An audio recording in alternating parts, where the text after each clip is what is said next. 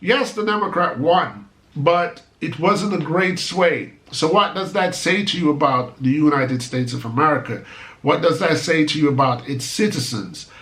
Are they ready for change? Just like on YouTube, figure your brain some new food.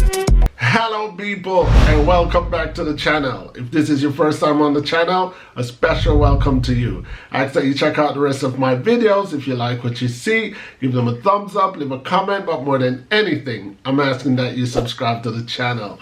So I'm gonna be congratulating a few people in this video. Well, it's all about Joe Biden and Kamala Harris, but before I get into it, and considering this is a Jamaican channel, I have to give a shout out to Mark Golding. Congratulations to Mark Golding, who has been appointed the new leader of the People's National Party. I am pleased to see that the People's National Party in Jamaica has finally got themselves together and got a leader to contest in the next general election. Next person I want to give a shout out to, an acknowledgement, an highly respected acknowledgement to Carol Sharp from the United States. She's a Jamaican living in the United States who has just been appointed Supreme Court Justice in the state of New York. And that is a high promotion. That is a top position to have. So without a doubt, waving the Jamaican flag high and proud, I have to give that acknowledgement. So once again, to Mark Golding in Jamaica for being the president of the People's National Party, and for Carol Sharp for being promoted to Supreme Court Justice in the state of New York. And without any further ado, let's get on to the main event. Congratulations, congratulations, and congratulations to Joe Biden and Kamala Harris for being elected the United States of America president and vice president respectfully. Obviously, I had to jump on it. Why? It goes without saying. Kamala Harris does wave the flag of Jamaica in her bloodline, so I have to acknowledge it. But that's not the only reason why I'm acknowledging the US election and the result. The reason why I'm acknowledging it is because, I always discuss politics in this channel. And the United States of America, the election that is recently ran and probably still counting, they're still counting, but according to the checks and balances, despite where the other votes or ballots go, Joe Biden already got it in the bag. And I have to also say I feel very proud that what brought Joe Biden from the 253 ballots to 273 was the state of Pennsylvania, in particularly my old town, my old hood, my old home, Philadelphia. I'm very proud of that. So I'm covering the election because you guys know, if you've been following this channel a long time, I've covered a lot of Donald Trump, especially when it involved Jamaica or Jamaicans. And in this particular case, it does involve somewhat of a Jamaican. Kamala Harris' father is from Jamaica and her mother is from India. So I know Jamaicans and the Indians are feeling extremely proud today. And the Americans are feeling extremely proud because she's identified as a Black American and a female Black American who's made history, the first woman to be appointed to the White House as vice president and the first woman of color to be appointed in the White House. Anyway, what I'm going to be discussing is the political win. We all know that Donald Trump at the moment is throwing a tantrum that he doesn't want to leave the White House. He has no plan of leaving the White House. So we'll see how that goes. But let's discuss the election and what surrounded the election. This election was more interesting to me than any US election in history because I believe for the first time in history, this election brought out people who usually had zero interest in politics. And this election, I believe, was influenced by race. It was influenced by a lot of isms, and it was influenced by Donald Trump's personal attitude, the character of Donald Trump. So whether Donald Trump likes it or not, he helps his own defeat in this particular race back to the White House. However, I must say, in a country that has over more than 350 million people, Joe Biden has won in the area of 75 million, and Donald Trump got 70 million or 70 plus million. That goes to show that as much as the Democrat has won the election, the United States of America is still struggling with a problem. What I'm saying is, usually the election is about issues, political issues, social issues. But it was clear that this election was cut down to black and white. I'm not saying everybody that voted for the simple fact of black and white. But it was clear that the racial issue, the nationalism issue, had a lot to do with voters who came out. So on the Democratic side, the voters who came out was the people who says, let's get back to normal where equality is concerned, or let's get back to normal where black people weren't being targeted as a valueless life. And at the same time, by that many people coming out for Trump, who usually wouldn't vote, is also saying, I like the way it is. Let's keep it exactly like this.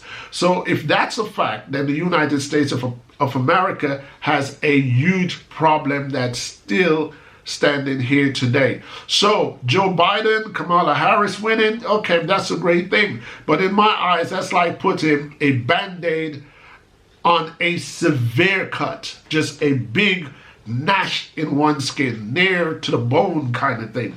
And can Joe Biden and Kamala Harris heal this problem over the next 4 years? It looked almost like an impossible task. However, it is refreshing. It has proven to be refreshing that Joe Biden has won. Because international countries, I live in Europe, countries near me have expressed a sigh of relief that they don't have to deal with Donald Trump. Let's stick to the real deal here. The real problem that I see at the moment is how close it was. It wasn't like a 60-40 or a 70-30 win.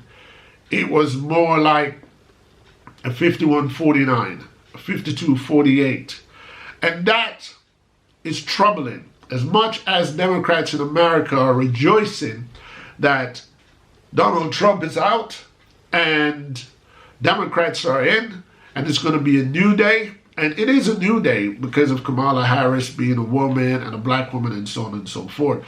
But to repair the damage, to regain the trust from international allies, can Joe Biden and Kamala Harris patch that up in 4 years? I'm not so sure. Let's take it off the international scene and bring it back to the United States of America. It is clear that the United States of America is a divided society when Donald Trump reigned for 4 years with so much isms. And then when it came to the polls, so many people supported Donald Trump. Yes, the Democrat won, but it wasn't a great sway. So what does that say to you about the United States of America? What does that say to you about its citizens?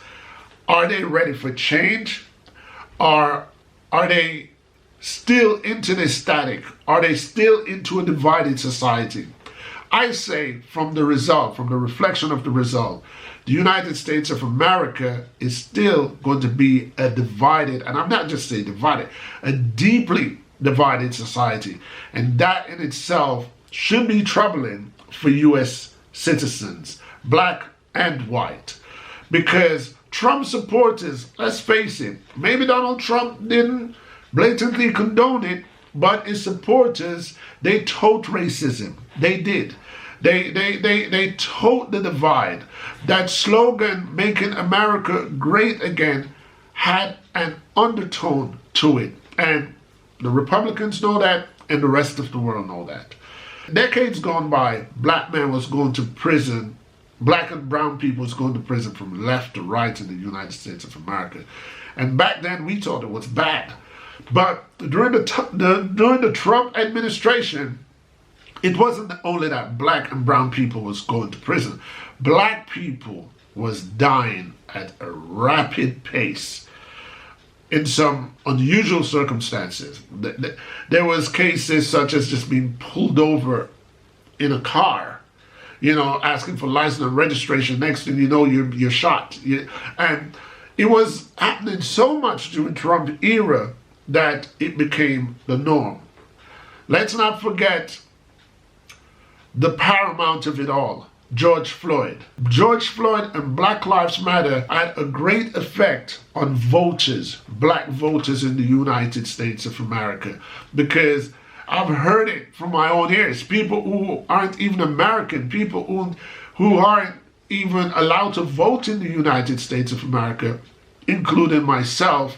It was just one of these times that you wish you had the opportunity to make your mark. And obviously, your mark was going to be anti-Trump because of what's been going on in Donald Trump's tenure of being the president of the United States of America. Now, Donald Trump has very little control over the behavior of other people, but his reaction was just ridiculous. When the National Guards have to come out in violation of the country's own constitution and attack its own citizen, it was time for the president to go. And that's what I feel also compounded black voters, Democratic voters to come out and vote this time. Donald Trump helped his own defeat. Now, is it any real surprise that the Don refused to concede? Is it any real surprise that the Don refused to leave? No, there's no real surprise there, because Donald Trump versus Joe Biden is where it all gets clear for me.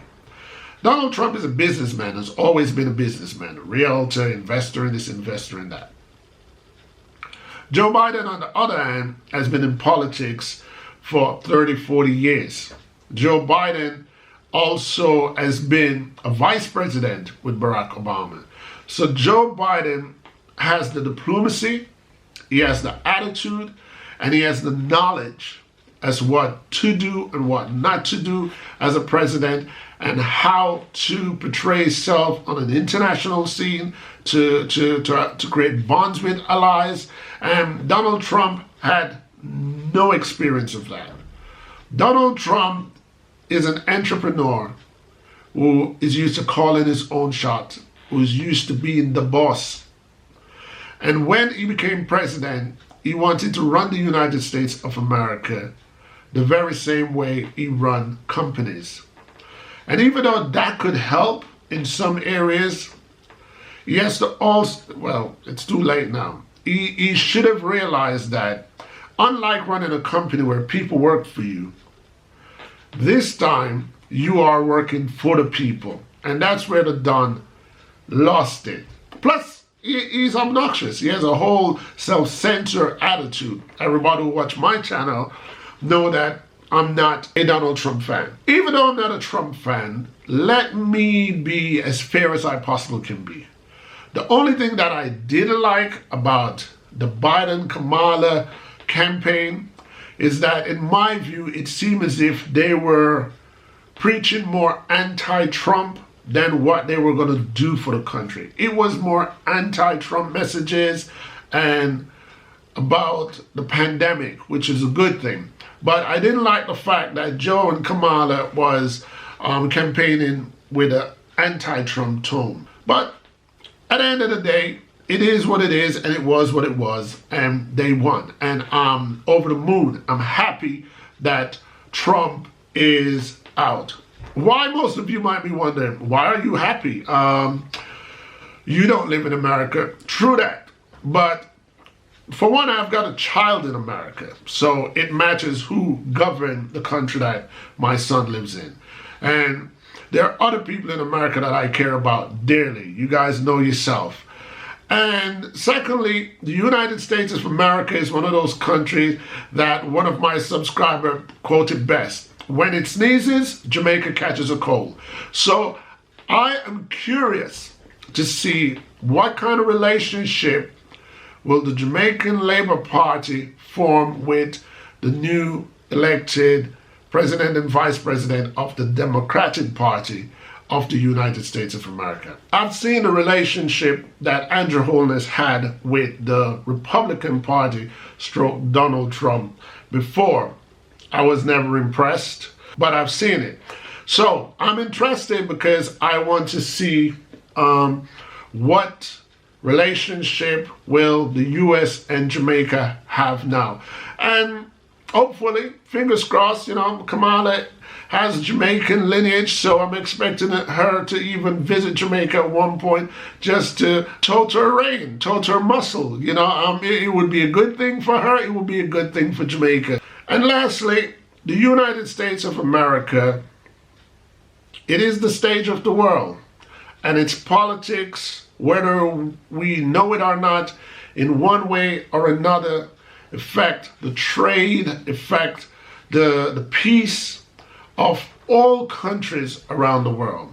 In this particular case, there's a lot of countries that Donald Trump had ruined ties with, so now Kamala and Joe has to find a way to mend those broken ties. So even though you may not live in America and you may think, well, American politics has nothing to do with you, we all share the same world. And politically, all these countries are connected. And if we could have more alliance instead of frenemies, it would be better for us, all of us. Anyway, people, as you know in this channel, I appreciate thumbs up and thumbs down, agreement and disagreement, because at the end of the day, people, each one teach one. You've reached the end of my video, and that in itself is a support that I truly appreciate. And while I'm at it, I will take this time out to let you guys know other ways that you can support my channel. The first and simplest way that you can support my channel is by giving this video a thumbs up. And the second and most important way that you can support this channel is by hitting that subscribe button and subscribe to my channel and follow me through my YouTube journey. Other ways that you can support my channel is by going to my Teespring online store and buying some of my merch. And another way that you guys can also support this channel is by joining me in Patreon to give me a contribution to support what I do on YouTube and what I do to entertain you guys. Once again, I want to thank you guys for your continuous support and ask that you join me, Ian T. Sebast, on YouTube and see where my journey takes me. Until next time, people, peace.